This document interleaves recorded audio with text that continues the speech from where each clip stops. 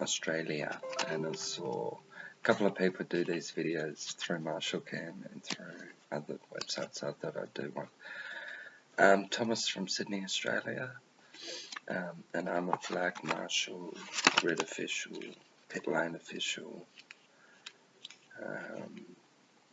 corporate event usher. I sort of mix and match volunteering with officialing. I started in 2012. My first one was at Bathurst at the 12 hour. Was my very first one, very first event as a trainee. Was introduced to officialing and helped out through just asking around people. Started at Bathurst and then worked my way. Did the weekend, got my general license, and then started to do a lot of local track works at track events at Sydney Motorsport Park, Eastern Creek. Did about 20 events in my first year. Then I moved into pit lane on the Gold Coast to the V8s, and then worked my way around the country doing a couple of the V8s and Formula 1 in Melbourne, Perth, Darwin, Townsville, Gold Coast, Adelaide, Bathurst. And then went overseas and did Nürburgring. Coming up, that was the endurance, and then coming back to do the 24-hour next week in a couple of weeks' time. Why did I start? I was spending too much money of actually attending the races, and I was trying to figure out how can I actually go to the events, actually do something. I also do hospitality as well, so I did a lot of hospitality working wise, and I didn't want. And then I sort of asked the guys who were checking tickets. I said, how do you do it? And they got me onto a website. I started off checking tickets for people coming in, and then I was at a thank you party, and the officials had blue shirts on, and the guys had green shirts on, and I said, how come they got blue shirts while they're officials? So then I went over to one of the officials and said, how do you become official? He said, well, just do this and this, and then you're trackside. I moved away from flagging and went into pit lane and grid, and I'm sort of liking it in grid. Done some poor paddock marshalling. It's just a personal thing for me. It's just like everybody finds their little way and sort of they find what they like. We're all in it for our own reasons, and that's one of the reasons that I just wanted to go into pit lane and grid. I'll probably move out of the pit lane and go more into gridding and also marshalling, maybe support marshalling as well. You get a real rush. You get a real rush when you've got 50 cars revving coming towards you, and also when they're revving their engines just about to go. I mean, it's a real adrenaline rush, and you have to be really quick off. I mean, false starts, fake starts, everything. It's just, for me personally, it's a bit more what I want to do. So, I mean, every role on the track is so important. Without one, the other one we can't go racing. Why did we do it? Why did we put ourselves through 50-degree heats and -5-degree wake-ups, cold, wet, rain? Love of the sport, I think. Love of the sport. We have to be a little bit nuts for the sport. I like the events. I like the event side part of it. To say that I was a factor that could help the event take part, you really start to notice a really smaller events. I'm really liking doing the smaller events at Eastern Creek.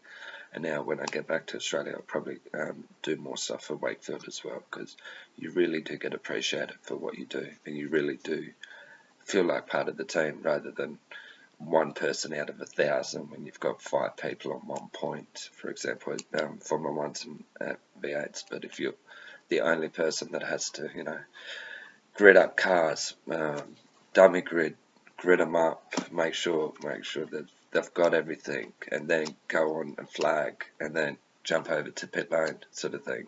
Or they don't have enough flag marshals, so you have to jump out, and you might have to be flag marshals for a day. The variety. Yeah, always support the local tracks. You learn more. A wise man once told me that V8s and Formula Ones aren't, or probably DTMs and NASCARs aren't good training grounds. They're basically, if you want training, go to local events, and you do get them. I remember Bathurst Motor Festival about 4 years ago. Everything you can think of went wrong on one day. Everything you can think of, from fires to oil spills to car crashes to blah blah blah. Everything, and we just worked through it, and we actually learned so much. It's really good events to go to. The smaller events. The big events are good for drivers and cars and racing. Depends. Formula One is slipping a little bit, but yeah. V8s at the moment have really gone well. Don't get really into much of the other areas of motorsports. Yeah, not enough time or anything. For enduros, I'm sort of getting keen into. Favourite driver and teams, being an Australian, I love Mark Webber, and also Daniel Ricciardo. I'm Australian, have to follow him. Good luck to the boys overseas. Mark and Porsche, and Daniel and Red Bull, doing really well. Well, debatable over the last couple of years. But I still reckon Daniel can win it 1 year. So I'll be very sad if he goes to Ferrari, but it's his choice, as I'm not a fan of Ferrari. The V8s is anything to do with Ford, and also Frosty at the moment. I have respect for Lowndesy as a person. Love him or hate him, wink up, but you have to respect what he's done in the sport. I mean, six times to be the best in what you did is a big accomplishment. And of course, Brocky. Favourite tracks: Monaco for glitz and glamour, Bathurst for history, and also that you can actually drive it. It's really cool to drive.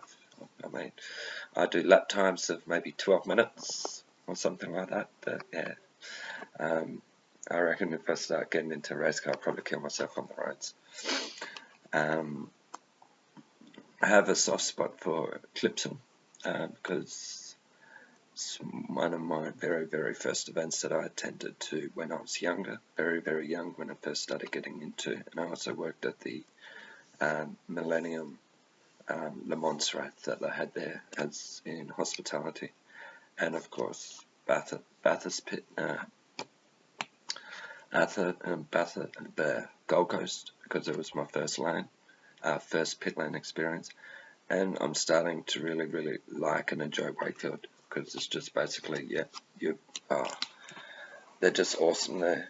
You're just handled like a person. I mean, you're not a number, you really are a person, and it doesn't matter what you do. It's really good to learn from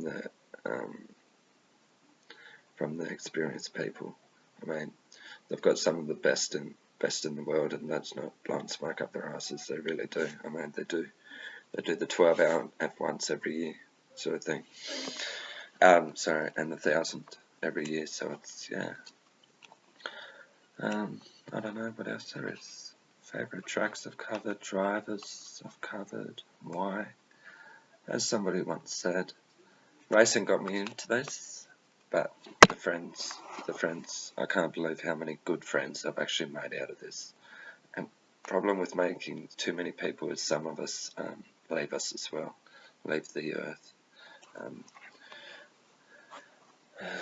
Being at that age where most are retiring and sort of failing ill, it's also a sad moment. But the good times, plenty of good times. I mean, I've had so many good times, and it's another excuse to travel. So I try to get out to there whenever I can. But I was sort of restricting my fish length to just smaller events. It's more fun. Just for me personally, I mean, everyone's got their own. But the one thing I will say is just do 1 or 2 every year. If you want to get involved in marshalling, let me know. If you're not already, let me know. I'm always willing to hold a hand for anybody.